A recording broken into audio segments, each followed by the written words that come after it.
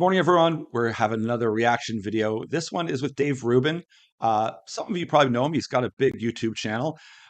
He is a liberal that has gone more center, and that, of course, annoys people to no end. He lived in California. He's now moved to Florida.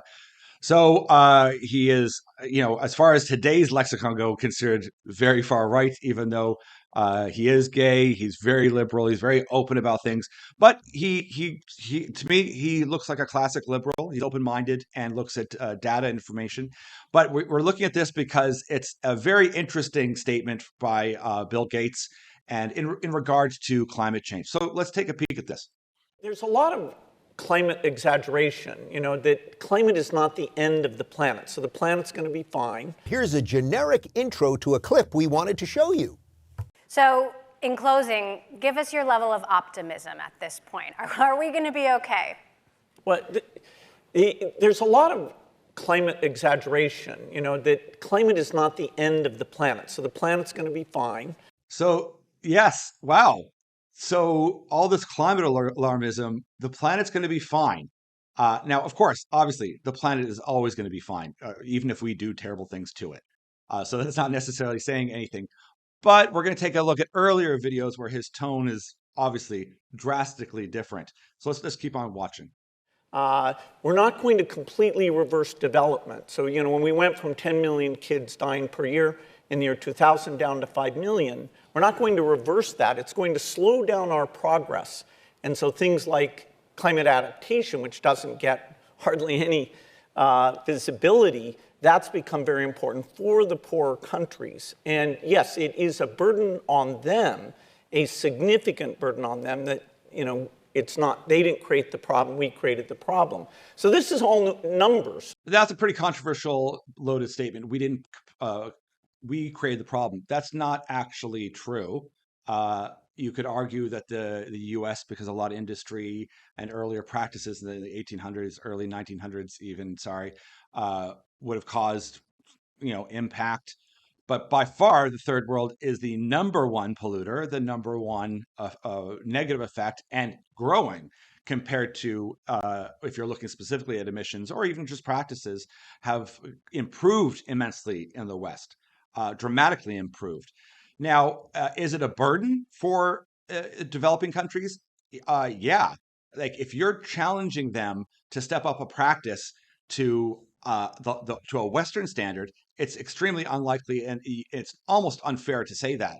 If you could just get them to stop using coal and get them to use liquid natural gas, the effect on the climate would be absolutely staggering if you were concerned. But we're seeing here as well this tone of, well, things aren't as bad as they seem. There's a lot of exaggeration.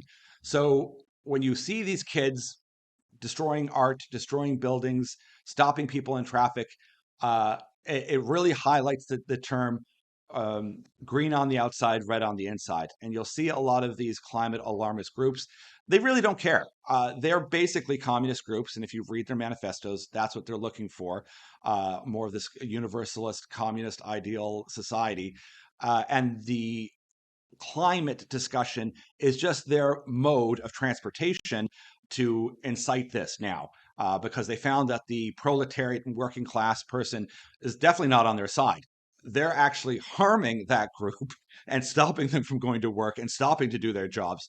And it's partly because they bought into an ideology and they're not actually looking at this in any rational, sane kind of manner. This is important because Bill Gates is one of the biggest driving mechanisms in this topic, because that's where he spends most of his money is on pharmaceuticals and vaccinations and in climate ideology. So we're going to watch a little video later on, but let's just kind of move on from here and watch some more here. Will we hit 1.5 degrees? No. Will we hit 3 degrees? No. We'll be below. We'll be in that range. The lower, the better. And the sense of progress, it's important for people to see that emissions in many areas have come down, and at least at the lab level, we have economic solutions for every kind of emission. Obviously, I love a lot of work that Dave Rubin does. I mean, you can never find anyone that you agree with everything, but very sane, rational, and puts things into perspective. So this overall, I won't be too critical. It's a good message. It's what I say too, is that there are so many solutions right now. If the climate narrative is your strongest focus point, gluing yourself to a road is nothing but harming your cause. Investing your time and effort into some of these solutions is way better. And we've got an MIT top 15 report that's coming out that highlights a lot of these companies that are doing incredibly, staggeringly brilliant work, some of which actually Bill Gates has invested in. And really, the West is going to figure out all these problems as we are and as we are doing right now. But what this does is it should let people know that a lot of this is exaggeration. There is no climate disaster. There is no end of end of the world type of scenario that we hear a lot of people, and unfortunately, a lot of young kids, they feel this extreme stress that there's this impending doom. There isn't, and you'll see that across the board. If you ever listen intently, if you watch any of the videos on that higher end elite type of group, it doesn't mean that it's total misinformation that they're putting out there. They do have obviously a concern for the planet, but there's an other narrative that's going on, and there's a reason why you can't challenge, say, India, or you can't challenge China as to what their narrative is. Let's just take a quick peek at some of the old comments, though, that Bill has said. Now the world needs another breakthrough. In fact, it needs many breakthroughs. We need to get from 51 billion tons to zero while still meeting the planet's basic needs. That means we need to transform the way we do almost everything. Our commitment to developing these innovations will mean the difference between a future where everyone can live a healthy, productive life and one where we're constantly dealing with the human and financial crises at a historic scale. So he is like, this is a PR piece for him because he's invested all his money in these things. That should be your first kind of highlight, that there's something more to this. Two is the way he's put this. He is, by definition, a globalist. If he says he wants everyone to be on an equal playing field, that tells you right there the ideology that he's dealing with. It can't happen. I mean, it just can't, because it's an absurd belief that you can get the third world up to the first world standards. Now, if your intention is to drop Western standards so far low, then yes, you could do that. If your intent is to crater a Western system, yeah, you could get it close to the same kind of standards. Of course, no one in the right mind would want that unless you were shifting your basket of investments to that. So it's easy to put on conspiratorial hats, which people do, to see what is he trying to say, what is he trying to mean. But once again, whenever you hear people talk about this broad idea of who are you trying to help? Oh, I'm helping everyone in the world. It's nonsense. You can't.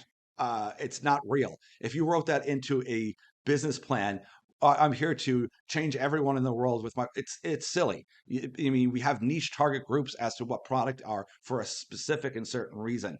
But anyways, let's keep going. Entrepreneurs and investors have to build new businesses and change existing businesses to get these solutions deployed.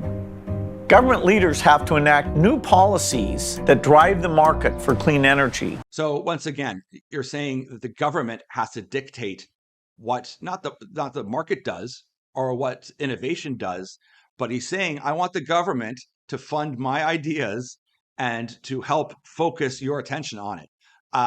Now, once again, if you are for that entire narrative, well, yeah, you say, well, okay, that sounds great. But if you're a dissenting voice that says, wait, I don't really think that's such a great idea. I don't know if we really want that to be the messaging, that we're going to have a government dictate to the markets exactly what can and can't be done. And this overall theme is very dangerous, obviously. But of course, to play counterbalance, they're making their case. They're putting a thesis out there. The issue, though, is that when it flip-flops like this and you start to find out, well, wait a second, there isn't a climate alarmist, fact out there. We're going to be fine. It might be between 1.5% and 3%. Who knows? You'll find very quickly, the more research you do, that end goal becomes very wishy-washy as they moved it from 2030 to 2050. You get to see that this is more of a political ideology that has taken over than the specifics of what actually is in detail and reality. Let's keep going. And advocates have to keep their voices loud to hold all of us accountable for rapid progress. Avoiding a climate disaster will be one of the greatest challenges humans have ever taken on. Greater than landing on the moon, greater than eradicating smallpox, even greater than putting a computer on every desk. My basic optimism about climate change comes from my belief in innovation. It's our power to invent that makes me hopeful. All right, let's just pause there. I mean, overall, hey, why not? That's a great little message. There's some optimism in there, and I agree. I mean, that's human innovation is outstanding and amazing, and he is one who's done it. There's lots there, but remember, he's pitching his companies to you, and he's packaged them up into a political ideology that sounds very nice. Let's take a look too at his claims that we're responsible. So when he says we are, he's meaning Europeans, Western world. We're the ones who's caused this problem. Let's take a look at some what's euphemistically called artisanal mining, which goes on in the developing world. This has got to be one of the most toxic mining practices I've ever seen. At the mining site, they stack tires up against the vein and light the tires on fire to heat up the vein, and it cracks the vein. And then they put it in these cone mills with about 1 kilogram of mercury to recover the gold. But all the tire ash comes with the ore, bits of tire and rubber and all the rubber chemicals. And then out here is their tailings pond. Okay, we've seen enough, but this gives an idea. Now, let's look at this at a number of factors. And I've talked about this before a number of times. That is brutal on these poor people working on this. And this is very prevalent. This is the environment they're working on in illegal mines. And that's often what this is. This isn't Newmont. This isn't Barrick Gold in their mining operations. It's no company. These are artisanal, which is a nice euphemism or a politically correct way of saying illegal mining. And they will dump that in the water. And they have done so for decades, on and on and on. And that's throughout South America and Africa. And that is a massive pollutant that no one talks about. They're the ones dumping things in the water. Now, you can't ask that person to change their ways because they've got enough money to eat for 2 days. I mean, their life is tragically difficult. And even when the UN goes in to help educate them to say, listen, don't handle mercury with your hands. This is going to drastically reduce your lifespan. Their response, if you go read some of the UN declarations, are, I've got bigger things to worry about than 5 years down the road.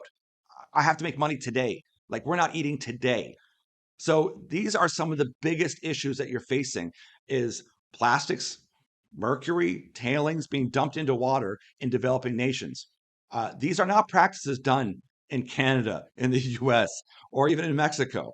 So this framing of us being, the bad guy is absolute nonsense. And you'll get to see the more and more work you do, the more that China does of poor practices. They don't have to meet up to any expectation from either the UN, World Health Organization, or any lobby group at all. They're just going to motor along, do what they want to do, and no one's going to challenge them. The US is a little bit, and they've gotten so far ahead by doing that. Now, if you put restrictions on every Western country to have to do it in a certain way, you're basically saying to the rest of the world, go ahead and do it your way. And we already know from having guests on, if we simply got China and India and Africa to stop using coal, well, let's throw Germany in there as well, because their Green Party has really helped their situation. Sorry, I had to take a bit of a shot at them.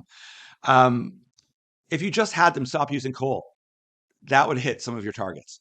If you just had them use liquid natural gas, that would help. But no, we can't do that, because once again, there's more of an ideology happening here, and there's more of a vision of these businesses that will be here, and they will help in the very long term. And we are working on that, and there's progress.